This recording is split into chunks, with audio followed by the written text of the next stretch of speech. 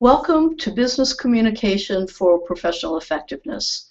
I'm Dr. Patricia Hanrahan, and I'll be your instructor for the next 8 weeks, and what I hope you'll find to be a course of high value as we strive to help you learn how to communicate more strategically in the workplace so that you can be influential and you can further your career path. So with that, I'm going to go to my desktop. Let me share that. And we're going to just do a brief overview of the course, walking you through some things that you should be aware of. So starting with the syllabus. This is your learning contract, so please do read the course description and the learning outcomes. I want to draw your attention to the total number of points in the course, which is 248. And if you're used to courses that have large numbers of points, 500, 1,000, then the assignments are going to seem like they're worth very few points in this course. But remember, it's all relative. So this 12 points or this 8 points here out of 248 adds up very quickly. And you'll see that those weekly assignments are worth 98 points total. There is a project that begins in week 4 through the end of the course. That's worth 70 points, which is approximately 25% of your grade. And there are weekly quizzes worth 80 points. Also included in the syllabus are course policies. For instance, attendance policy. You must do all of the work in weeks 1 and 2 in order to be counted as in attendance compliance. So make sure that you do turn in everything. Also, the late policy. Just as in the workplace, when you have deadlines, you're expected to meet them. And of course, things do arise.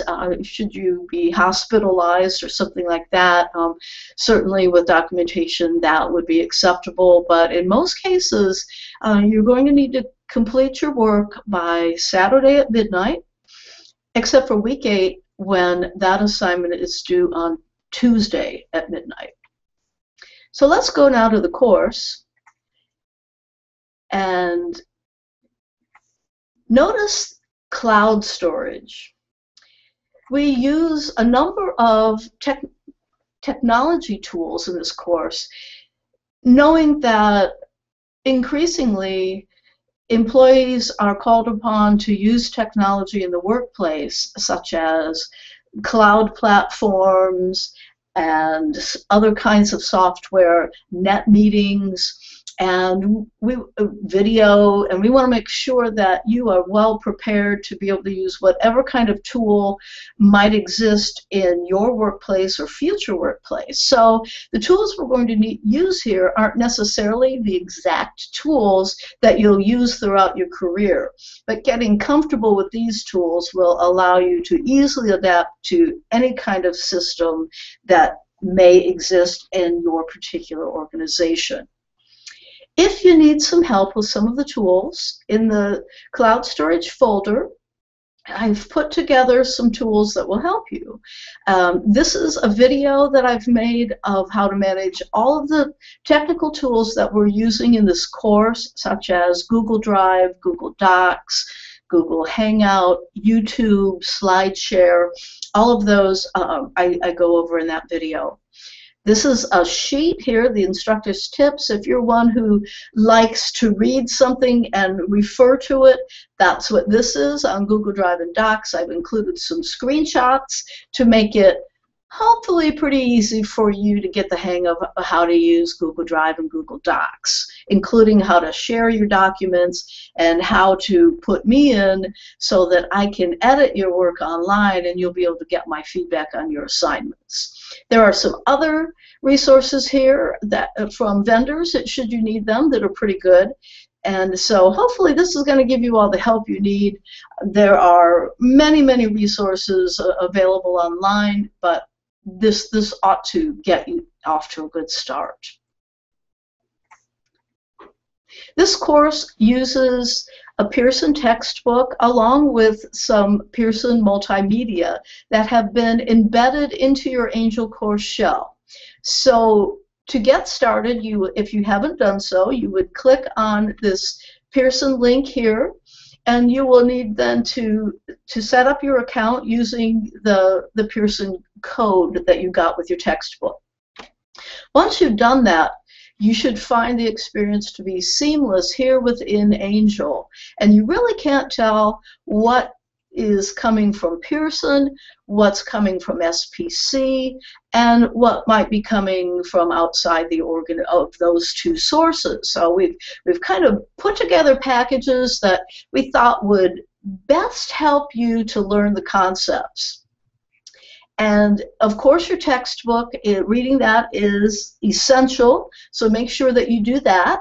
And then you will see there are a number of multimedia presentations that you can use. There are some simulations, and most of the videos come from Pearson and the simulations. Not all, but most. There are several Harvard Business Review articles throughout the course, as well as some Harvard Business case studies that you will be doing. Assignments are listed at the end of the week's page for each of the weeks, and they're also repeated in items due, where if you click on one of the links, it takes you to, this would be the assignment requirements. I'll just click on one, and it takes you to a Google Doc that gives you directions on what it is that you need to do for that particular assignment. So that's how that works.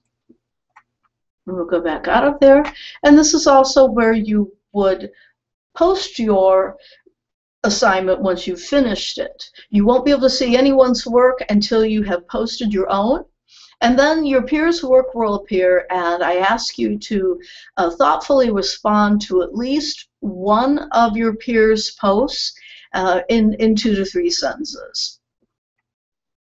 Okay. Some things that I'd like you to be aware of. In week 3, under items due, first of all, before I go to items due, in week 3, this critical thinking paper is one of the more challenging assignments in the course outside of the final project. And it does require a great deal of critical thought. It's worth more points than most of the other assignments. And there is a video that walks you through how to pose a thesis, antithesis, and synthesis used as an approach for case analysis of a particular case. You get a choice of 2. And so just be aware that that's coming up. And also, you will be meeting with a peer group, we call it a partners group in this course, and your group will meet in week 6 to talk about your slide presentations. At that point, you'll have draft presentations, and you will hold a web meeting, either Skype or WebEx or Google Hangout, and in that meeting, you will critique, you'll present, and then you'll provide feedback to one another, and then you'll take that feedback and use that to improve for your final slide presentation. Some students find this to be challenging because if you're arbitrarily placed in a group, it can be hard to find a common time when you can meet for a couple hours.